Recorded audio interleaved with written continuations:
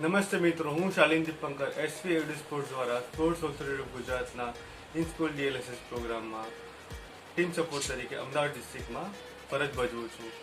હું રાઇફલ શૂટિંગના વિષયની આજે બ્રીથિંગ સાયકલ વિશેની માહિતી તમને હું આપીશ.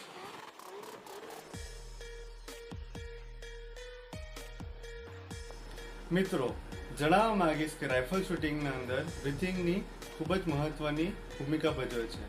તો ચાલો આપણે જણાવું કે જ્યારે બ્રીથિંગ સિક્વન્સ આપણે ફોલો કરીએ તો આપણી શોર્ટ્સના અંદર ખૂબ જ ફાયદો થતો હોય છે અને આપણે બ્રીથિંગ કંટ્રોલ જેટલા સારો હોય એટલો જ આપણે સારો સ્કોર આપણે મેળવી શકીએ છીએ. તો ચાલો આપણે જણાવું બ્રીથિંગ સિક્વન્સ. આજે બ્રીથિંગ સિક્વન્સની જે માહિતી આપી, ચાર્ટ આપ્યો છે તે પ્રમાણે જ્યારે બ્રીથ ઇન કરીએ, નોર્મલ આપણે બ્રીથ ઇન અને બ્રીથ આઉટ કરવાનો હોય છે. એવી રીતના જ આપણે normal breath in breath out કરવાનો છે.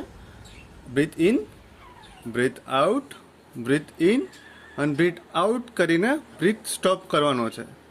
જ્યારે બ્રીથ સ્ટોપ કરીએ એ સમય દરમિયાન આપણે ફાયર કરવાનું હોય છે, શોર્ટ ફાયર કરવાનું હોય છે અને શોર્ટ ફાયર થઈ ગયા પછી બ્રીથ આઉટ કરીને આપણે નોર્મલ બ્રીથ લેવાનો હોય છે. દરેક શોટમાં રાઇફલ શૂટિંગના અંદર આવી રીતના બ્રીથ ઇન બ્રીથ આઉટની સિક્વન્સ હોય છે.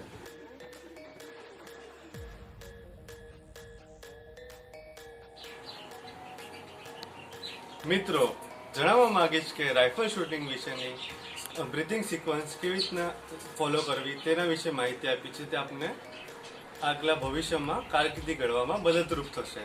સાથે સાથે જણાવવા માંગીશ કે આ મહામારી દરમિયાન ઘરે રહો અને સુરક્ષિત રહો. જય જય ગરવી ગુજરાત, ભારત માતા કી જય.